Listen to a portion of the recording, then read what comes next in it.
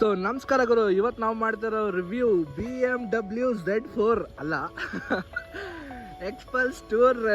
ಗೊತ್ತಲ್ಲ ಗಾಡಿ ಯಾವ್ದು ಅಂತ? ಎಕ್ಸ್ಪಲ್ಸ್ 200. ರೀ ಕಾರ್ ಓನರ್ ಇವ್ರೆ. ಬ್ರೋ ಏನ್ ಮಾಡ್ಕೊಂಡಿರ ಬ್ರೋ ಲಿವಿಂಗ್ಗೆ? ಸಸ್ತಾ ಮಾಲ್ ಇವೆಲ್ಲ. ಕಾಲಿಟ್ಟಿಸುತ್ತಾ? ನಾನು ಕೃಷಿಕೂ ಜಮಾನ್ದಿಂದ ಫ್ರೆಂಡ್ಸು. 8 ವರ್ಷದಲ್ಲಿ ಏನೇನ್ ಚೇಂಜ್ ಆಯ್ತೋ ಬಿಡ್ತೋ, ತೋಟಿಗಿನ ಕೆಲ್ಸಕ್ಕೆ ಸೇರ್ಕೊಂಡ. ಏನ್ ಇಂಜಿನಿಯರ್ ನೀನು? ಹಾ, ಮೇಸ್ತ್ರಿ ಕೆಲಸ ಮಾಡ್ತಾನೆ. ಫೋನ್ ಮಾಡಿ ಫೋನ್ ಪೇ ಮಾಡೋಣ, 10 ರೂಪಾಯಿ ಹಾಕಲ್ಲ. ನನ್ನ ಮಗನಿಗೆ 70,000 ಸಂಬಳ. ಮಾಮ್, ಇದ್ಯಾವ್ದು ರೋಲ್ ಕಾಲ್ ಕೇಸ್, 100-200 ಟ್ಯಾಕ್ಸ್. ನಾನ್ ಶುದ್ಧ ಕನ್ನಡಿಗ, ನಾನಿಲ್ಲಿ ಮಾತಾಡೋ ಭಾಷೆ ಕನ್ನಡ. ಏನಿವಾಗ 13 ಲೀಟರ್ ಫುಲ್ ಟ್ಯಾಂಕ್ ಅನ್ಸುತ್ತೆ. ಮೈಲೇಜ್ ಎಲ್ಲ ಸಿಟಿ ಲಿಮಿಟ್ಸ್ ಅಂದ್ರೆ 35, ನಾರ್ಮಲ್ ಹೈವೇ ಅಂದ್ರೆ 37. ನಾನು ಕೆಲ್ಸಕ್ಕೆ ಹೋಗ್ತಾ ಇರೋದ್ರಿಂದ ದಿನಕ್ಕೆ 200 ರೂಪಾಯಿ ಪೆಟ್ರೋಲ್ ಕುಡಿಯುತ್ತೆ. ಸಾಕಾಗಲ್ಲ ಗುರು ಇದನ್ನ.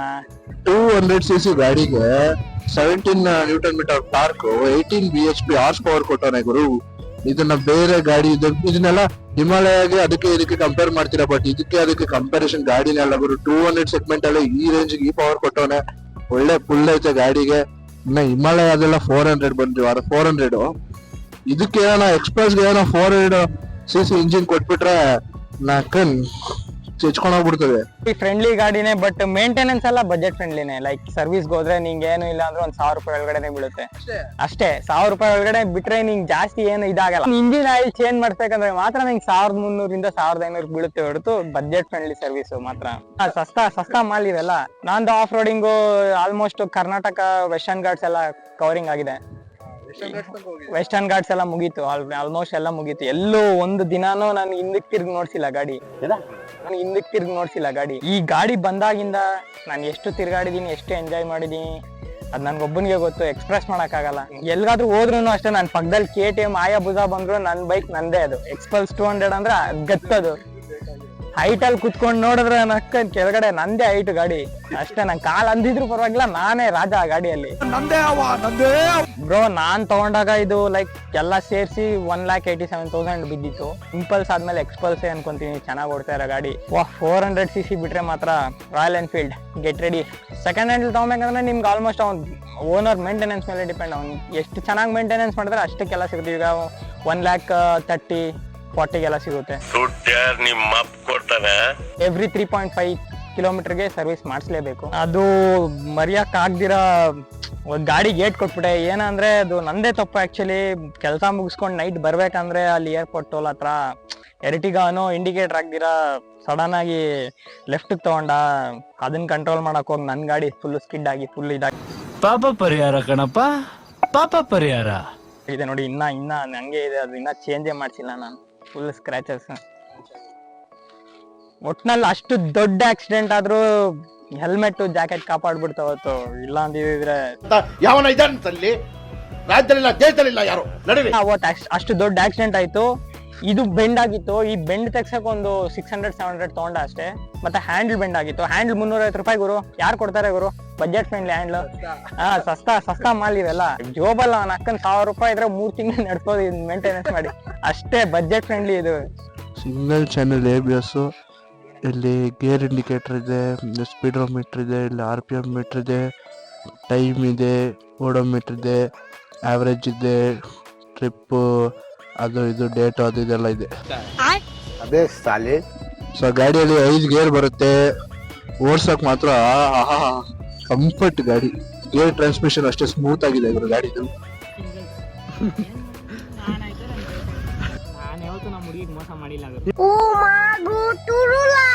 ಮುಂದ್ಗಡೆ ABS ಬರುತ್ತೆ, ಇಂದ ವಿತೌಟ್ ABS. 2 ಡಿಸ್ಕ್ ಬರುತ್ತೆ. 2 ಡಿಸ್ಕ್ ಅಲ್ಲ ಮಚ್ಚಿ, 2 ಡಿಸ್ಕ್ ಬ್ರೇಕ್ ಬರುತ್ತೆ.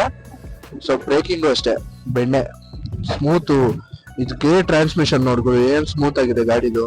ಒಳ್ಳೆ ಆಫ್ ರೋಡ್ ಇಟ್ಕೊಂಡು ಹೋಗ್ಬಿಟ್ರೆ ಟೆನ್ಷನ್ ಇರಲ್ಲ ಗಾಡಿ. ಗ್ರಿಪ್ ಚೆನ್ನಾಗಿದೆ ಓಡ್ಸಕ್ಕೆ. ಆ ಫೀಲ್ ಬರುತ್ತೆ ನಿಮ್ಗೆ, ಕಾನ್ಫಿಡೆನ್ಸ್ ಫೀಲ್ ಬರುತ್ತೆ ಗಾಡಿ ಓಡಿಸ್ತಾ ಇದ್ರೆ. ಇವಾಗ ನನ್ನ ಫ್ರೆಂಡ್ ಒಬ್ಬ ಇದ್ದ, ದಿಲೀಪ್ ಅಂತ, ತುಮಕೂರಲ್ಲಿ. ಆಕ್ಚುಲಿ ನಾನು ಜೂನಿಯರ್ ಅವನು. ನನ್ನ ಮಗ ಈ ಗಾಡಿ ತಗೊಳಕ್ಕಿಂತ ಮುಂಚೆ ಬಚ್ಚ ತರ ಇದ್ದ. ಇದು ಸ್ಟಿಂಗ್ ಜ್ಯೂಸ್ ಕೊಟ್ರು ಕುಡಿತಿರ್ಲಿಲ್ಲ ಗುರು. ಈ ಗಾಡಿ ತಗೊಂಡ್ಮೇಲೆ ಹೆಂಗಾಗ್ಬಿಟ್ಟೆ ಅಂದ್ರೆ ಬೀರ್ ಬಾಟ್ಲಿನ ಬಾಯಲ್ಲೇ ಇಟ್ಕೊಂಡಿರ್ತಾನೆ ಯಾವಾಗ್ಲೂ. ಆಫ್ ರೋಡಿಂಗ್ ಮಾತ್ರ ಗುರು ಕುತ್ಕೊಂಡು ಹೇಳ್ ಮಾಡ್ಸಿರೋ ಗಾಡಿ.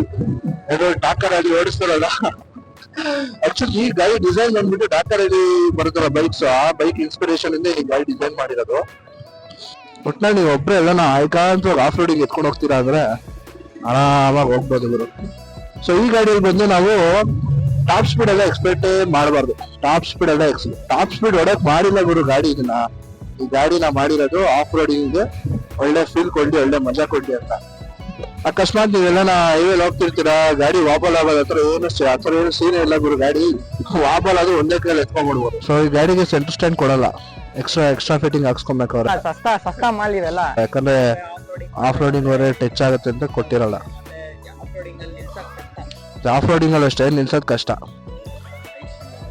ಸೈಡ್ ಸ್ಟ್ಯಾಂಡು ಸ್ವಲ್ಪ ಉದ್ದನೇ ಇದೆ. ಕುಳ್ಳು ಕಿಲೋರು ಬಾಧೆ ಓಡಿಸೋ ಗಾಡಿ ಹೇಳ್ತಾ ಇದ್ದೀನಿ. अभी मेरे को कुल्ला बोलते हैं, तो मेरे कैसा फीलिंग होगा? ऊपर वाला बनाया मेरे कुल्ला. ಬಟ್ ಒಂದ್ಸತಿ ಗಾಡಿ ಹತ್ತದ್ಮೇಲೆ ಒಳ್ಳೆ ಫೀಲ್ ಬರುತ್ತೆ ಗುರು. ಗಾಡಿ ಓಡಿಸ್ತಾರೆ ಏನು ಅನ್ಸೋದೇ ಇಲ್ಲ, ಆತರ ಫೀಲ್. ಸೊ ಹಿಂದೆ ನೋಡ್ಬೋದು, ಹಿಂದೆನೂ ನಮ್ಗೆ ಡಿಸ್ಕ್ ಕೊಟ್ಟಿದ್ದಾರೆ, ಮತ್ತೆ ಮೊನೋಶಾಕ್ ಸಸ್ಪೆನ್ಷನ್ ಮುಂದೆ ಕೊಟ್ಟಿರೋದು ನಮ್ಗೆ. ಸೊ ಮುಂದೆ ನೋಡ್ಬೋದು, ಇಲ್ಲಿ 2 ಚಿಕ್ಕ ಡಿಆರ್ ಕೊಟ್ಟಿದ್ದಾರೆ. ಇದು ಲೋ ಬೀಮ್, ಇದು high beam. 2 indicator, halogen indicator. Round disc compare ಮಾಡಿದ್ರೆ ಈ ಡಿಸ್ಕ್ ಗೆ ಬ್ರೇಕಿಂಗ್ ಸ್ವಲ್ಪ ಚೆನ್ನಾಗಿರುತ್ತೆ. ಅಂಡ್ ಈ ತರ ಇದ್ರೆ ABS ಇದೆ ಅಂತ ಅರ್ಥ. ಬರೀ ABS ಸ್ಟಿಕ್ಕರ್ ಹಾಕೊಂಡು ABS ಇರಲ್ಲ. ಇಲ್ಲಿ ಯಾರೋ ನೋಡಿ ನೋಡೋಣ, ಲೌಡ್ ಆಗಿದೆ. ಯಾರೋ ಕಿಕ್ಕರ್ ಕೊಟ್ಟಿದ್ದಾನೆ ಎಕ್ಸ್ಪೋಸ್. ಅದೊಂದು ಒಳ್ಳೆ ಕೆಲಸ. ಅಕಸ್ಮಾತ್ ಆಫ್ ರೈಡಿಂಗ್ ಹೋಗಿರ್ತೀರಾ, ಸೆಲ್ಫಿನ ವರ್ಕ್ ಆಗಿಲ್ಲ ಅಂದ್ರೆ ಕಿಕ್ಕರಲ್ಲಿ ಆರಾಮ ಮ್ಯಾನೇಜ್ ಮಾಡ್ಕೊಬೋದು. ಅಂಡ್ ಈ ಫುಟ್ ಪ್ಯಾಕ್ಸ್ ಇದೆಲ್ಲ, ಈ ಫುಟ್ ಪ್ಯಾಕ್ಸ್ ಒಳ್ಳೆ ಗ್ರಿಪ್ ಇರುತ್ತೆ ಗುರು. ಹೀರೋ ಗಾಡಿ ಏನೇ ಅಂದ್ರು ಹೀರೋ ಗಾಡಿನೇ, ಎಲ್ಲ ಫುಲ್ ಮೆಟಲ್ ಬಾಡಿ. ಹಿಂದಕ್ಕೆ ತಿರ್ಗಿ ನೋಡ್ಸಿಲ್ಲ ಗಾಡಿ. ಈ ವೀಲ್ಸ್ ಏನಿದೆ ಇದು ಆಫ್ ರೋಡಿಂಗ್ ಬೆಸ್ಟ್ ವೀಲ್ಸ್ ಗುರು. ಯಾಕಂದ್ರೆ KTM ನೋಡ್ತೀರಾ, ಸಡನ್ ಆಗಿ ತೊಗೊಂಡು ಹಳ್ಳಿ ಕಿಕ್ಕರೆ ಔಟ್ ಆಗ್ಬಿಡುತ್ತೆ ವೀಲ್ಸ್ ಅದು. ಸೊ ಇದೊಂದು ಲಿಕ್ವಿಡ್ ಕೂಲೆಂಟ್. ಇಂಜಿನ್ ಏನು ಅಷ್ಟೊಂದು ಹೀಟ್ ಆಗಲ್ಲ, ರಾಯಲ್ ಎನ್ಫೀಲ್ಡ್ ತರ.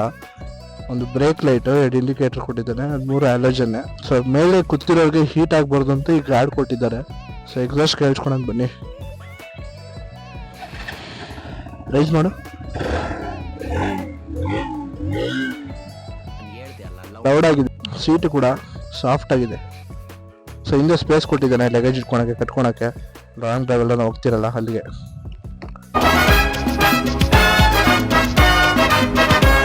ನ್ಯೂಟ್ಲಿಗೆ ಹಾಕೋದಕ್ಕೆ ನಿಲ್ಸಿದ್ದಾಗ ಏನೇನ ಮಾಡ್ತೀರಿ ಗುರು.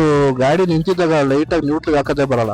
ನಿನ್ನ ಅಕ್ಕನ ಕರೆಕ್ಟ್ ಆಗಿರೋ ಬಾಯಿಗೆ ಬರ್ತದ ಅವನಮ್ಮನ್ ಸಿಗದ್ ಬಿಡ್ತೀನಿ ಆಮೇಲೆ ನೀ ಗುರು. ಹಂಗೆ ಟೀ ಅಂಗಡಿಗೆ ಬಂದು ಟೀ ಕುಡಿಯೋಣ ಅಂತ ನೋಡಿದ್ರೆ ಇಲ್ಲಿ ಯಾರೋ BMW Z4 ನಿಲ್ಸೋರೆ, ಡೆಲ್ಲಿ ರಿಜಿಸ್ಟ್ರೇಷನ್ ಗಾಡಿ.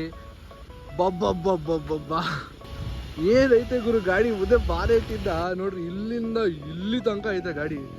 ಎಷ್ಟು ಉದ್ದ ಐತೆ ನೋಡ್ರಿ ಗಾಡಿ, ಇಷ್ಟೇ ಐತೆ ಗುರು. ನಾನು ನಿಂತ್ಕೊಂಡೆ ಕರೆಕ್ಟಾಗಿ ನನಗೆ ಹೊಟ್ಟೆ ಮೇಲೆ ಬರುತ್ತೆ ಗಾಡಿ. ಅದು ಹೆಂಗೆ ಓಡಿಸ್ತಾರೋ ಗೊತ್ತಿಲ್ಲ ಗುರು ಗಾಡಿನ. ನೀನೇ ಮಚ್ಚ ತಾಣದಿ ಗಾಡಿ. ಒಡೆ ಏಟ್ಗೆ ಸೇಕ್ ಆಗೋಯ್ತೀಯ, ಏನಾಗೋಯ್ತಿ ಹೇಳೋ, ಸೇಕ್ ಆಗೋಯ್ತೀಯ. ತಗೊಳ ದಿನ ಟೈಮ್ ಬರ್ತದೆ. ಸೊ ಇದು ಬಂದ್ಬಿಟ್ಟು ಗಾಡಿ ಬೀಗ. ಯಾವುದು ಇದು? ಮನೆ ಬೀಗ. ಯಾವುದು ಮನೆ ಬೀಗ? ಇದು ಮನೆ ಬೀಗ. ನೀಟಾಗಿ ಸ್ಕ್ಯಾನ್ ಮಾಡ್ಕೊಡ್ರಿ. ನನ್ನ ಮಗನ ಮನೆ ಕನ್ನ ಹೊಡ್ಯಾರ ಹೋಗಿ.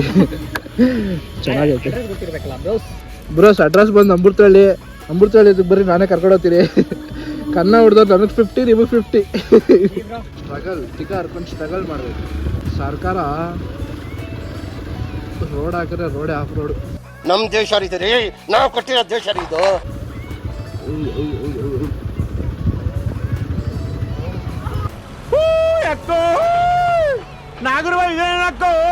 ಗಾಡಿ ಓಡಿಸ್ಬೇಕಂದ್ರೆ ಏನಾರ ಅಂಡು ನೋವು ಬಂದ್ರೆ ನಿಂತ್ಕೊಂಡು ಓಡಿಸ್ಬೋದು ಗಾಡಿ ಆರಾಮಾಗಿ. So all right guys, video ಇಷ್ಟ ಆಗಿದ್ರೆ ಲೈಕ್ ಮಾಡಿ. ಇಷ್ಟ ಆಗಿದ್ರೆ ನೀವೇ ಲೈಕ್ ಮಾಡ್ತೀರಾ. ಮತ್ತೆ ಸಿಗೋಣ ನೆಕ್ಸ್ಟ್ ವಿಡಿಯೋದಲ್ಲಿ. ಬಾಯ್.